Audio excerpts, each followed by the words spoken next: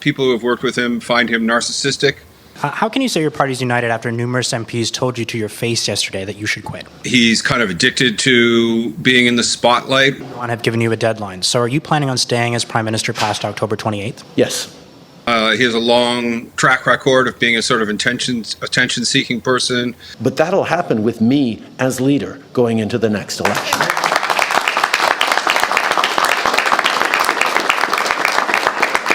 He doesn't want to step out of the spotlight. This guy could not even wait a full 24 hours. I just can't with him anymore. Hey everybody, welcome back to the channel.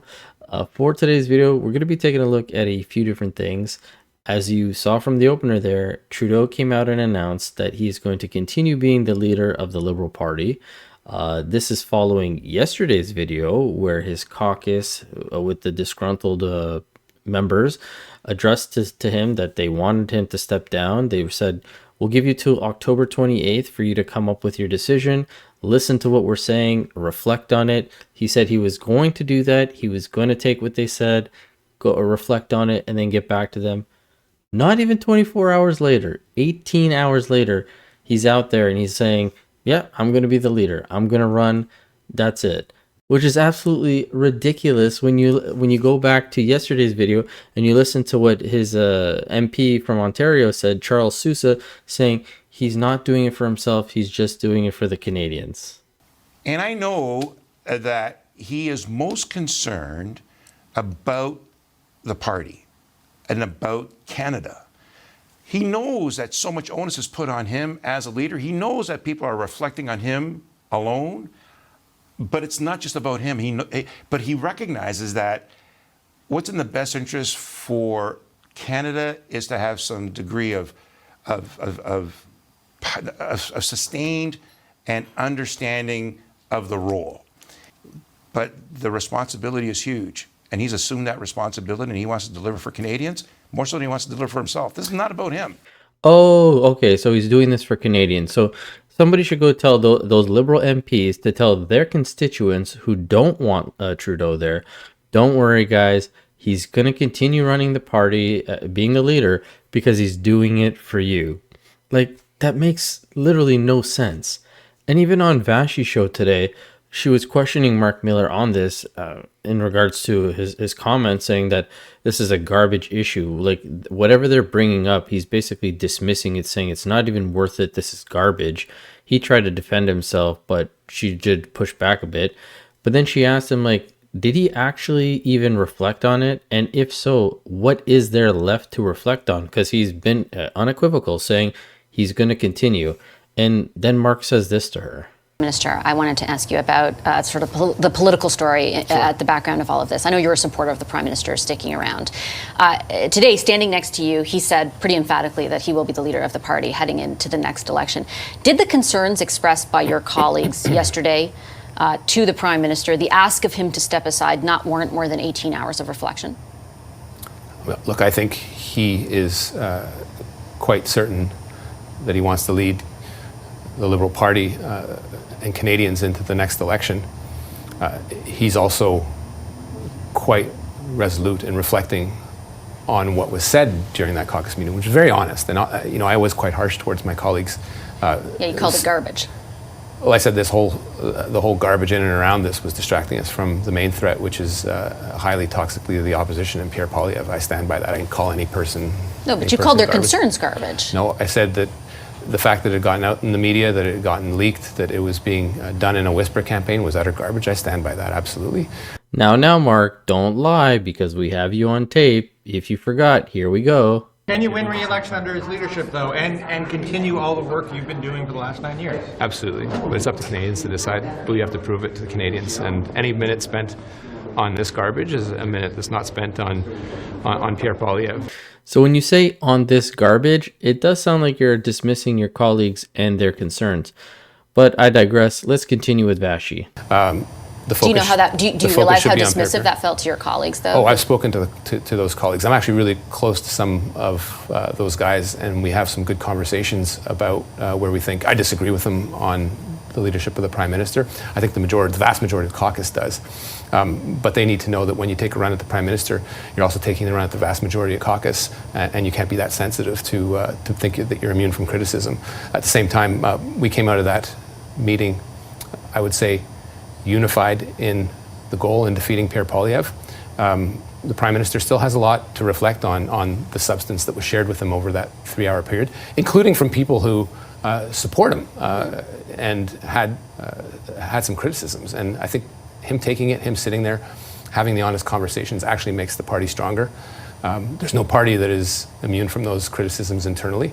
It's just unfortunate, and I think it's a huge distraction when it takes the eyes off a highly destructive leader in the opposition in Pierre Poilievre. Is though I guess what I'm confused about is there anything left to reflect on? I mean, the Prime Minister today said unequivocally, I'm the leader into the next election. I think the message was delivered to those who voiced opposition to that or asked him to consider otherwise. What else is left to reflect on? Well, I'd have to share with you what was shared in Caucus, Vashi, so you can get elected and join us, but I can't share. I can't share with you what went on in Caucus. There were some very honest conversations. They were heartfelt.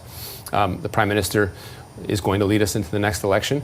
He still has some things to reflect on, change that people want to see, that a lot of caucus wants to see. I think that's fair, and it does take more than a day, yeah. Is there any doubt in your mind that he will be the leader of the Liberal Party in the next election? None at all. Okay. This guy is just such a goof. And I don't know if it was just me. You guys let me know in the comment section below. But when he made that comment about what was said in caucus kind of stays in caucus, he gave me very much these vibes. If I told you that, I'm afraid I'd have to kill you. And that's a real shame because I like Rowan Atkinson way more than I like Mark Miller.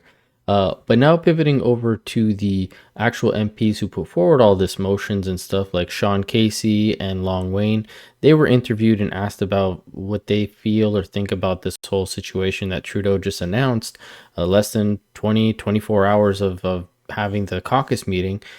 And these guys basically just gave up. They have no fight left in them, it seems. And I know a lot of them won't be running again, but for the ones that are running again, yeah, they've just given up.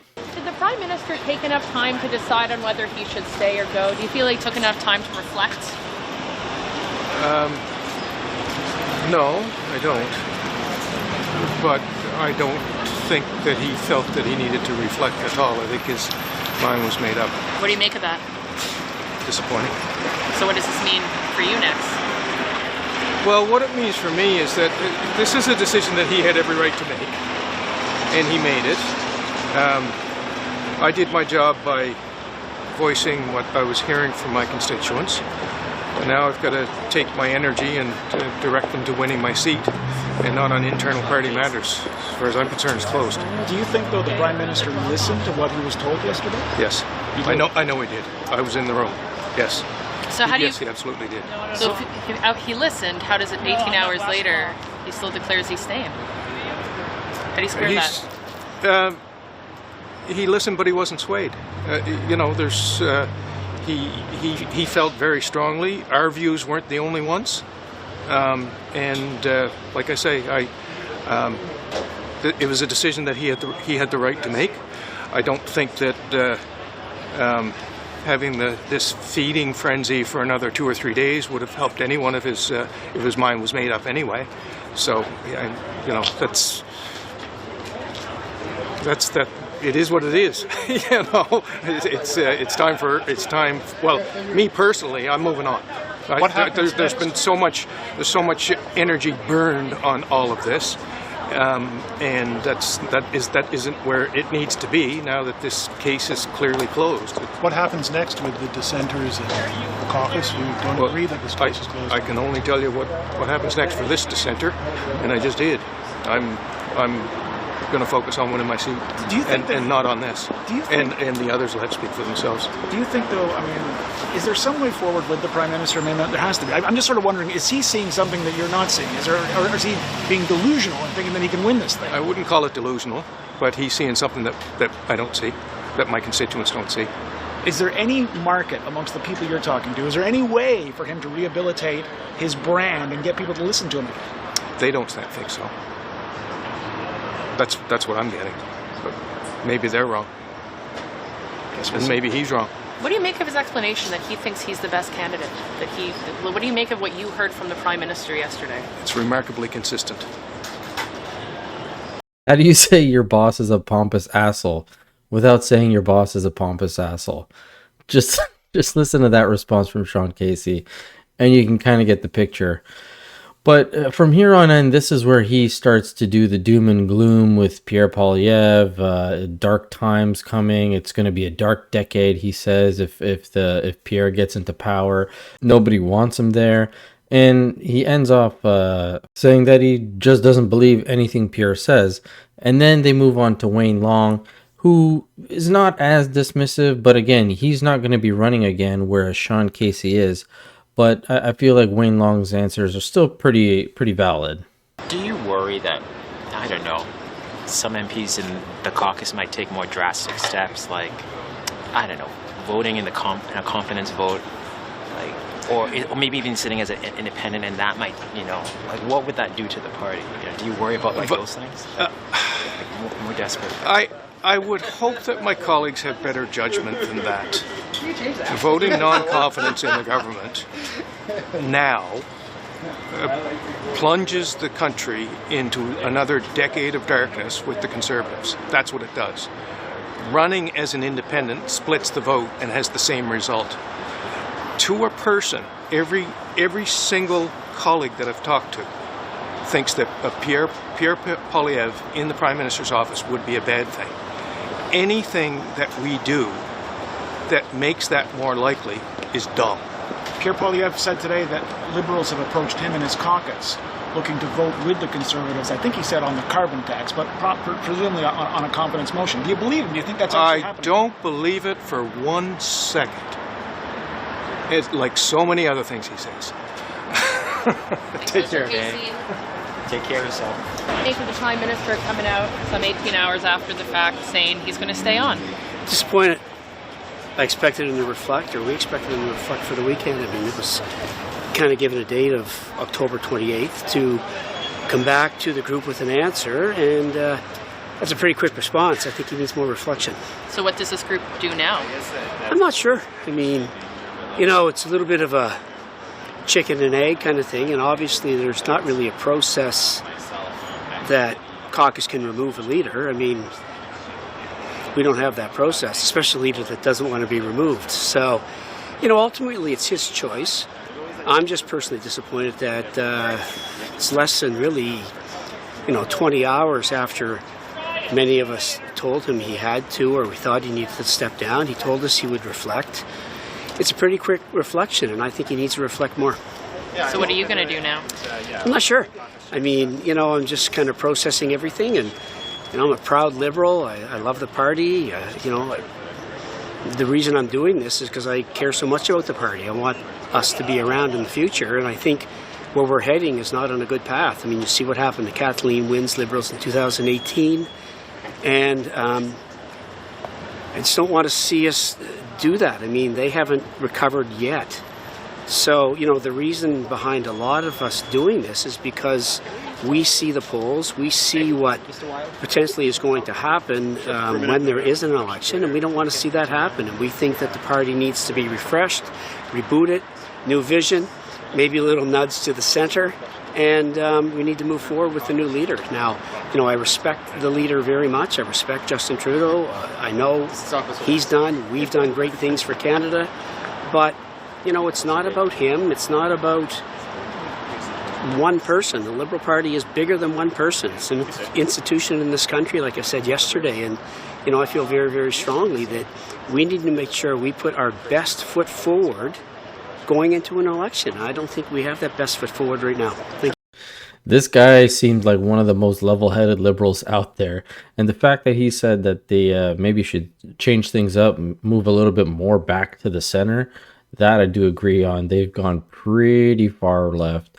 But yeah, it's ridiculous how less than 24 hours Trudeau has just come out, basically disregarded, dismissed everything that these guys brought forward. And it is a shame, but this is who this guy is. And even Tom Mulcair said that Trudeau is basically just wanting that plaque under his picture that said he's been in power for 10 years.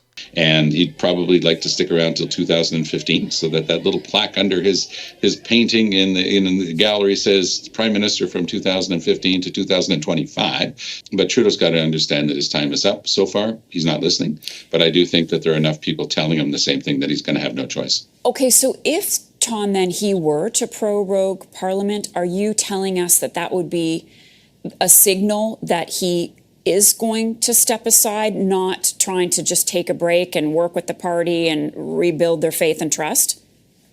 No, he can't rebuild their faith and trust when he remains 22 points behind in the polls. People understand that this isn't a one-off. It isn't a rogue poll by one polling company that has an axe to grind against the Liberals. This is all polling companies, all polling firms across the country telling him the same thing. It's going to be a slaughter. He's got to step back from himself and say, okay, it's not a one-person party. It's a party with a strong history, and he knows that better than most. And he's got to have the simple recognition of the fact that he can't continue in that role. I mean, this is the great irony of it. He says that this is all about defeating Pierre Poilievre and his Conservatives, but in point of fact, politically, the only person in Canada who can ensure the victory of Pierre Poilievre is Justin Trudeau by staying there. He loves the grand statement, but you actually have to manage things when you're running the government, and Mr. Trudeau has fallen down on that. We've got consecutive deficits. We've got structural deficits. He's accumulated more debt than every prime minister in Confederation before him combined, and people know how to count. They realize that the federal government is having a heck of a hard time controlling expenses, and that's one of the things that's going to be his downfall. I gotta say, the last few one-on-ones that Tom Mulcair's had with the anchors, I can't disagree with really anything that he said, but boy, do I know a lot of people who are waiting for that day where Justin loses the throne.